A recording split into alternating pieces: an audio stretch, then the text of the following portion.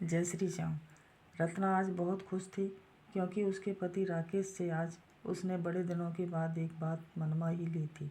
वह अपने भाई किशोर के घर कुछ दिन के लिए जाना चाहती थी, लेकिन राकेश हर बार मना कर देते थे। आज रत्ना ने सुबह जल्द उठकर राकेश के लिए नाश्ता बनाया, उसके बाद उनका लंच पैक कर दिया। ऑफिस जाने से पहले राकेश ने रत्ना से बात की। राकेश, रत्ना एक बार फिर से सोच लो, क्या वहाँ जाकर रहना सही रहेगा? रत्ना, आप भी पुरानी बात लेकर बैठ गए। उसके लिए भैया ने माफ़ी मांग तो ली थी, अब वो इतने प्यार से बुला रहे हैं तो हमें भी सब कुछ भूलकर आगे बढ़ जाना चाहिए। राकेश, ठीक है, जैसी तुम्हारी मर्जी, लेकिन मैं वो सब नहीं बोल सकता। राकेश, ठीक है, इस बार जाने दीजिए। यदि मुझे अच्छा नहीं लगा तो आगे वे अपने रास्ते, मैं अपने रास्ते। राकेश ऑफिस के लिए निकल जाता है। रत्ना अपने कपड़े पैक करके टैक्सी का इंतजार करने लगती है। रत्ना अपने भाई किशोर के घर पहुंच जाती है। वहां पहुंचते ही उसने राकेश को फ़ोन पर सकुशल पहुंचने की सूचना दी थी। रत्ना का भाई किशोर, उसकी पत्नी राधा, उनका बेटा प्रवीण, तीनों ने रत्ना का स्वागत किया। किशोर, दीदी कब से आपको फ़ोन कर रहा था। आपने भी कितना समय लगा दिया आने में। क्या आपने अभी तक मुझे माफ़ नहीं किया? रत्ना, नहीं भाई, बस घर का काम ही ख़त्म नहीं होता। अब भी बड़ी मुश्किल से फुर्सत मिली है। और हाँ, पीछे जो हुआ वो मैं भूल चुकी हूँ, तू भी भूल जा। राधा, दीदी हम तो आपसे नज़रें भी नहीं मिला पा रहे थे, फिर इन्होंने ही आपको फ़ोन किया। आपने आने के लिए हाँ की, तभी हमारी जान में जान आई। रत्ना, अरे भाभी, आप भी क्या सब लेकर बैठ गए। आप तो बस एक कप गर्म चाय पिला दो। राधा चाय बनाने चली जाती है। प्रवीण, बुआ जी आप कितने दिनों तक रहेंगी? किशोर, चुप बदमाश, यह मेरी बहन का घर है, जब तक मन करेगा रहेगी। चल भाग यहाँ से। रत्ना, अरे बच्चे को क्यों डांट रहा है?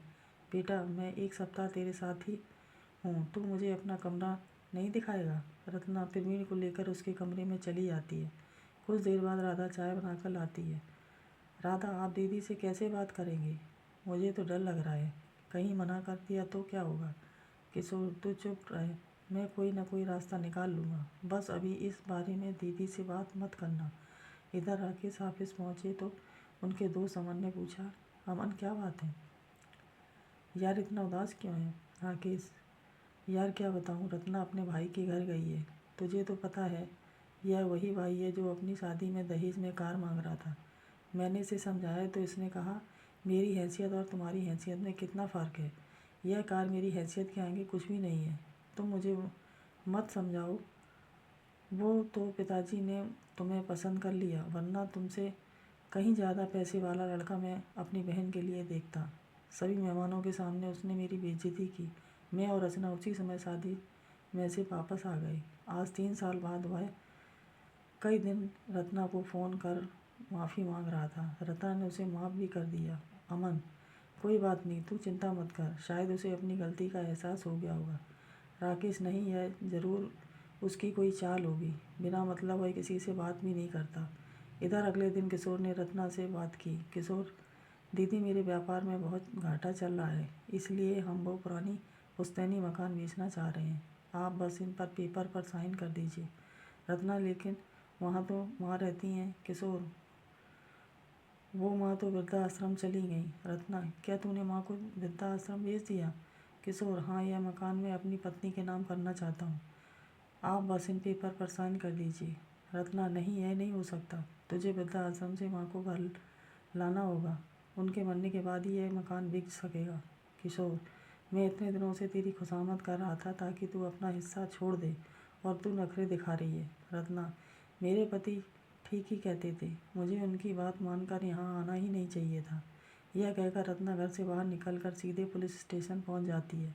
वहाँ वह सारी बात बता देती है। वह राकेश को भी फ़ोन करके वहीं बुला लेती है। पुलिस किशोर को पकड़ लेती है। रत्ना, देखा अपनी बदमाशी का नतीजा, अब तू रहेगा और तेरे कर्मों की सज़ा तेरे बच्चे को भी मिलेगी। राकेश, रत्ना, इसे माफ़ कर, केस वापस ले लो। राकेश के बहुत समझाने पर वह मान जाती है। किशोर, जीजा जी मुझे माफ़ कर दीजिए, मैंने अब आपको बहुत अपमान किया। राकेश, ठीक है, लेकिन पहले अपनी माँ को वृद्धाश्रम से लाकर अपने साथ रखो। इसके बाद सभी जाकर माँ को ले आते हैं और खुशी खुशी रहने लगते हैं। दोस्तों, अगर हमारी कहानी पसंद आई हो तो प्लीज़ लाइक और सब्सक्राइब करें। धन्यवाद। जय हिंद, जय भारत।